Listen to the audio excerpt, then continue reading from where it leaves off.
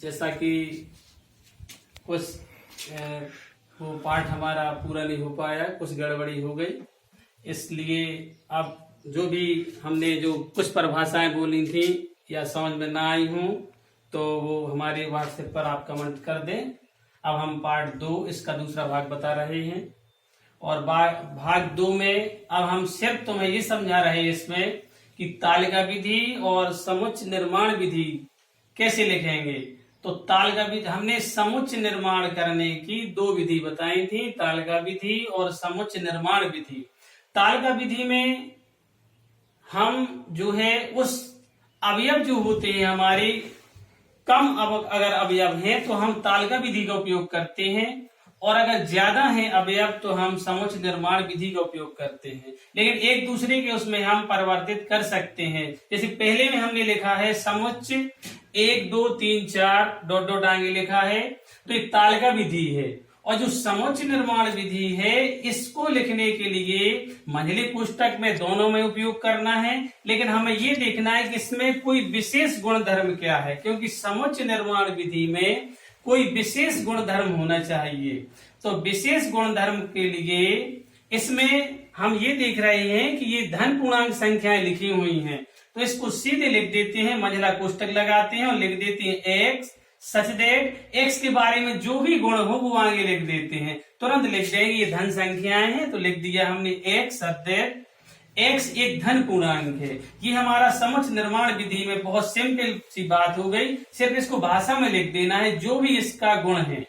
इसी तरह नंबर 2 में हम आ रहे हैं, इसमें हम देख रहे हैं कि 7 14 21 28 35 और भी आगे दिया है डॉट डॉट में। तो ये तालिका विधि है। तालिका विधि को हमने परिभाषा में भाग 1 में बताया है कि जो तालिका विधि है उसको लिखने का तरीका क्या है, वो विधि क्या है, उसको हम मंझली पुस्तक में सभी अवयव जो दिए गए उनको लिखते हैं और 2 अवयवों के बीच में अर्धविराम का चिन्ह लगा देते हैं। ये है तालिका विधि। और जो समुच्चय निर्माण विधि है इसको हम इसमें देखेंगे कौन सा एक गुण धर्म है जो इस पर लागू हो रहा है। इसमें जो है पहला हमारा 7 दिया है, फिर 14 21 28 35, इसमें लगभग 7 का गुणा है हर पद में। पहले में 7 का 1 है, फिर हमारा 7 दूनी 14 7 21 7 चौको 28 इस तरह से दिया हुआ है। तो हम इस समुच्चय निर्माण विधि में लिख दिया एक्स सदैट एक्स बराबर, एक्स का मतलब यहाँ पे 7 n कर दिया, क्योंकि अगर हम n की जगह 1 रख रहे हैं तो 7 आ जाएगा, अगर हम n की जगह 2 रख रहे हैं तो दूसरा पद आ गया। ये हमारा गुणधर्म है। तीसरा रख देंगे तो तीसरा आ जाएगा, चौथा रख देंगे तो 28 आ जाएगा, अगर 5 रख देंगे तो 35। इस तरह से हम समुच्चय निर्माण विधि में हम लिख देंगे एक्स सदैट एक्स बराबर 7n, जहां n हमारा एक धन पूर्णांक है।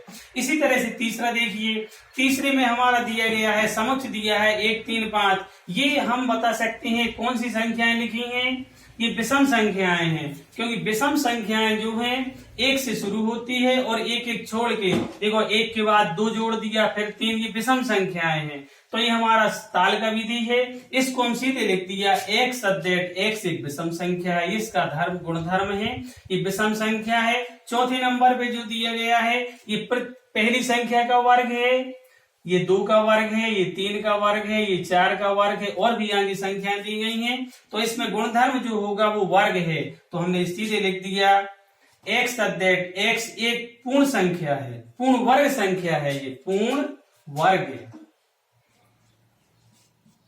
इस तरह से हमारा ये 5वां है 5,7, ये हमारी अभाज्य संख्याएं हैं, लेकिन शर्त ये है कि जो ये अभाज्य संख्या है ये 3 से बड़ी है और 11 से छोटी है, ये हमने यही दर्शा दिया है। एक्स सदैट एक्स एक अभाज्य संख्या है जो 3 से बड़ी है और 11 से छोटी है। तो हमने ये कहने का मतलब हमारा ये है कि हम ये कोशिश कर रहे हैं कि तालिका विधि और समुच्चय निर्माण विधि अच्छी तरह से समझ सकें। समुच्चय में सिर्फ 2 ही विधियां हैं लिखने की, अच्छी तरह से समझ लेंगे। इसकी परिभाषा भी हम बता चुके हैं कि वस्तुओं के सुपरिभाषित संग्रह को समुच्चय कहते हैं। और इस तरह से अब हम आगे बढ़ रहे हैं। हाँ, तो देखिए अब हम आते हैं उदाहरण नंबर 1 पर। हम बताने की ये कोशिश कर रहे हैं कि अगर पहली बात तो यहाँ बता दें कि अगर कोई ये ढेर दिया है किसी चीज का, इसमें हम भर दें, ये संतरे रखे हैं, और अगर हम इसमें से एक संतरा निकाल लें, यहां से ये संतरा अगर हम यहाँ निकाल दें, इससे अलग कर दें, नहीं दिखाई दे रहा है, तो जो इसमें इस ढेर में ये संतरे थे जो हमने अलग कर दिया है, ये इसका अवयव है। और ये अवयव, अगर इसमें ये अवयव जो रखे हैं, जो ढेर में संतरे पहुंच गए, ये इसके अवयव हैं, और ये अवयव मिला के हमारा समुच्चय बनता है। तो कोई भी वस्तु ले लें, चाहे पद दिया हो, इनसे मिलकर जो समुच्चय बनता है। तो इसी तरह से अब हमें ये देखना है, ए बराबर दिया है x, y, z, ये हमारा समुच्चय है, और जो इसके अंदर जो लिखे हैं ये इसके अवयव हैं। तो हमें ये देखना है इसमें कि x जो है, x ये चिन्ह बना हुआ है, ये पढ़ने में अगर हम पढ़ते हैं तो ax, इसको ऐसे लिख देते हैं x अवयव a, मतलब x का अवयव a है, मतलब x जो है, जो अवयव है वो समुच्चय a का है। या इसको पढ़ते हैं x बिलोंग टू a, मतलब x जो है इस समुच्चय a का अवयव है कि नहीं है, तो इसको ऐसे लिखेंगे x अवयव a का है, y भी इसी का अवयव है, z भी इसका अवयव है, लेकिन जो हमने इस लिखा है अवयव, ये इसमें नहीं है, तो इसको हम काट देते हैं, ये x अवयव a का नहीं है। इसी तरह से एग्जाम्पल 2 में भी सवाल दिया गया है। एग्जाम्पल ये दूसरा है, इसमें जो है लिखा है, यदि ए बराबर, ये जो देख रहे हैं ये क्या लिखा है, ये अंग्रेजी वर्णमाला के स्वर दिए गए हैं, ए, ई, आई, ओ, यू, ये तालिका विधि में लिखी है। दोनों एग्जाम्पल जो दिए गए तालिका विधि में है। इसको हमें बताना है कि जो ए अवयव है वो समुच्चय ए का एक सदस्य है कि नहीं है। जैसे हम मान के चले, ये हमारा परिवार है पूरा, ये मुखिया है, इसका समुच्चय जो, तो ए इसका एक सदस्य है, ई भी इसका एक सदस्य परिवार का, ई भी है, ओ है, यू है। तो ए जो लिया है हमने, इसका इस समुच्चय का अवयव है कि नहीं है, तो है, तो हम अवयव लिख देते हैं एक्स अवयव ए, या ए बिलोंग्स टू ए। बी इसमें नहीं है, तो कह सकते हैं बी अवयव ए का नहीं है।